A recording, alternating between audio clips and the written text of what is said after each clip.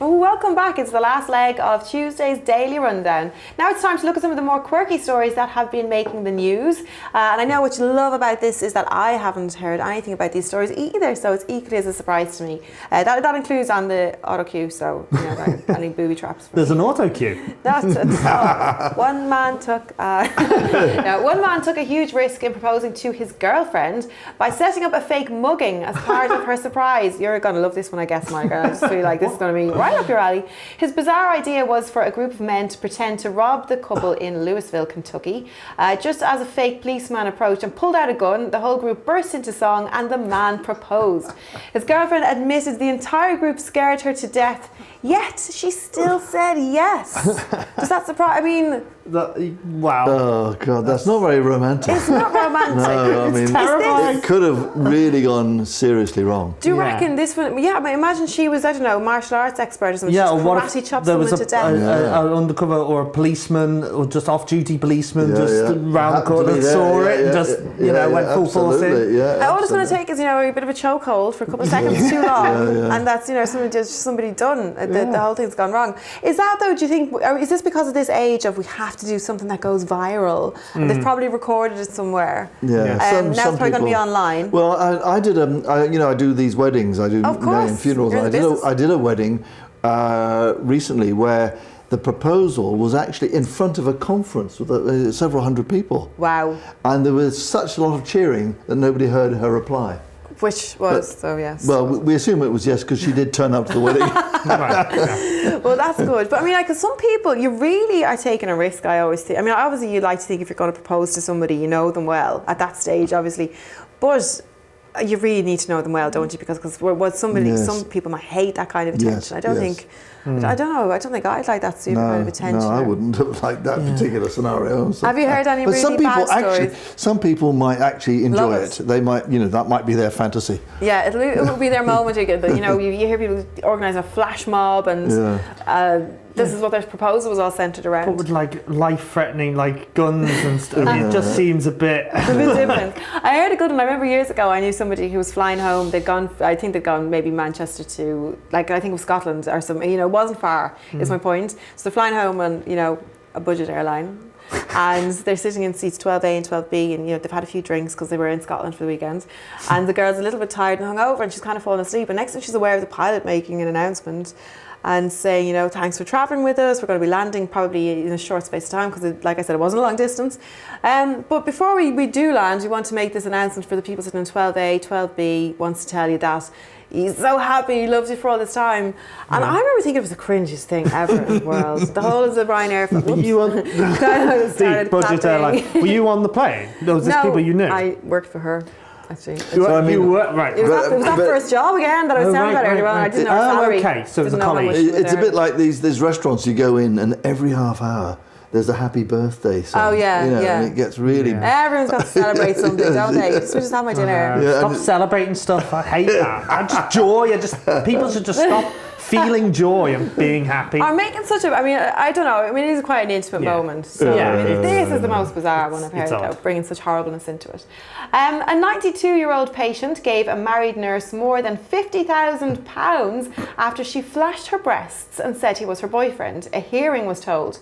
The woman preyed on the elderly man after convincing him that they were in a relationship. My goodness. What? So it's obviously, there's lacking one or two details there. I feel like. We don't know enough. What we're to assume here is that, she's a nurse and she's cajoled this elderly man into giving her £50,000. So he wanted to see a doctor, but he saw a nurse instead, and she cajoled him. £50,000. And then her assets may have been enhanced. Oh yeah, there we go. What was that wasn't regulated? Wasn't regulated. We might tie in everything. Lovely. A kitten has been dumped in an IKEA car park with a heartbreaking note from its owner, who says he couldn't cope with him, or they couldn't. A pouch of cat food and some toys were also found in the carrier.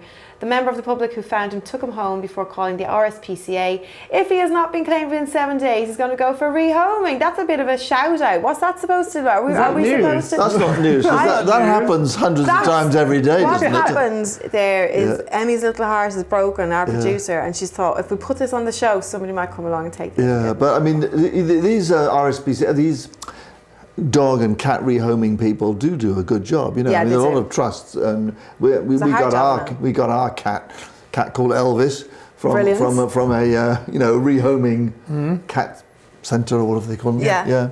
So It's nice to go the but rescue that's the way. sort of thing that happens. I mean, what he should have done is take the kitten straight to the rehoming place, and say, look, I can't cope with it. They would have taken it. What do you think about him actually going, or whoever it was, going and putting the note and everything, going to all that? Like, they're obviously somehow a sensitive person, aren't they? Yeah. But why have they chosen IKEA? Yeah. They're thinking someone's setting up a new home. What does every new home need? A kitten. A kitten. A kitten. Is there instructions with the kitten, how to put it together, or is it a flat pack?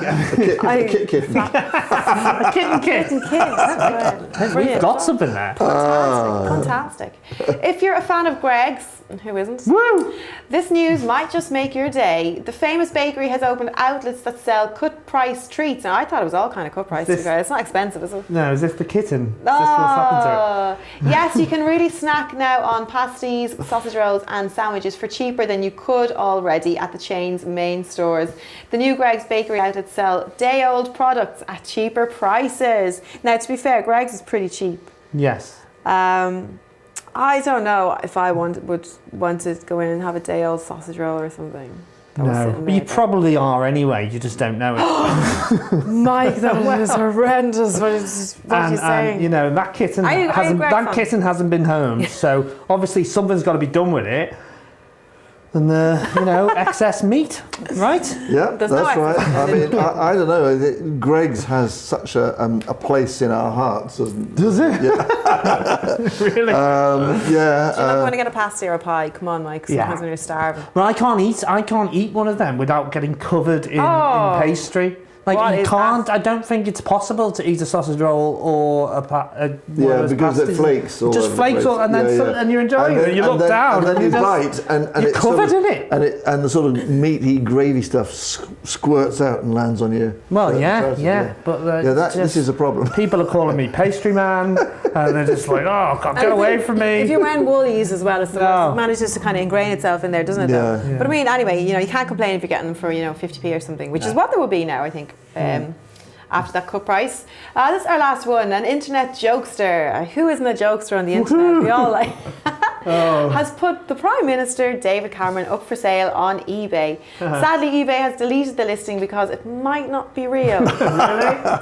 Before it was removed from the site, the listing's description included used Prime Minister, no longer needed, needs a bit of TLC, no box or instructions. There you go. So it's not come from IKEA.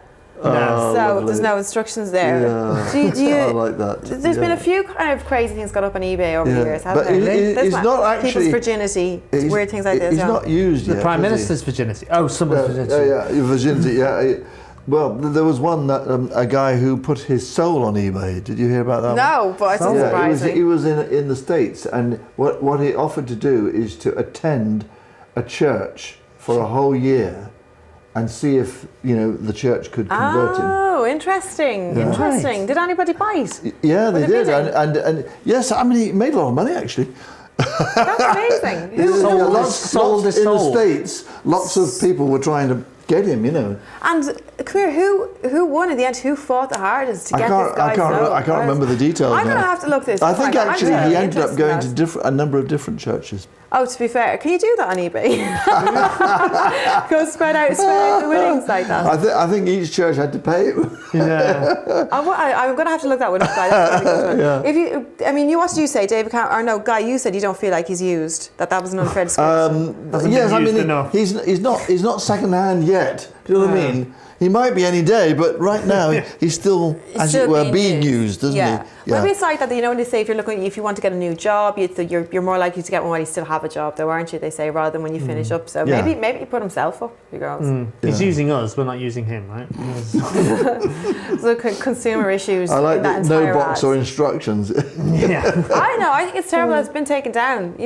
Sounds like it was legitimate. Yeah. But yeah, that was the other one. Yeah, a young Brazilian woman put her virginity, I think, on. I didn't hear about this. And did she get a high price for?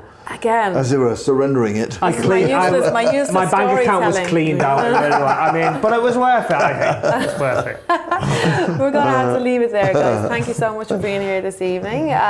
Thanks to my two fabulous guests, Mike Milling and Guy Otten. We're back again tomorrow night with another Daily Rundown. Join us then. Until then, have a very good evening.